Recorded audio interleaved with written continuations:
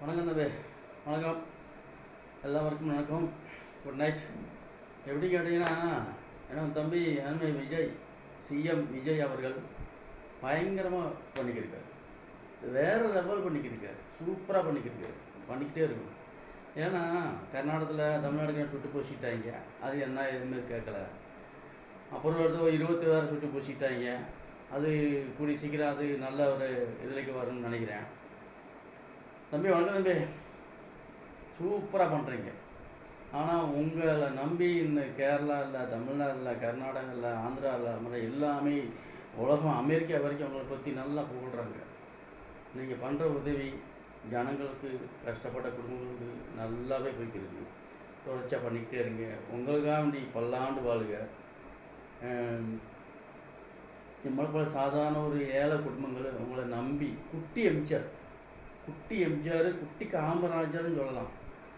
நீங்கள் அடுத்த காமராஜர். நீங்கள் 100 வருஷம் பல்லாண்டு வாழ்க. 100 வருஷத்துக்கு நீங்கள் இருக்கீங்க.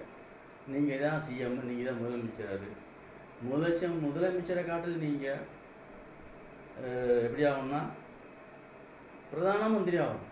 நீங்கள் பிரதான மந்திரியாக வந்தால் தான் நாட்டுக்கு நல்லது, நாட்டு மக்களுக்கு நல்லது, எல்லாருக்கும் நல்லது.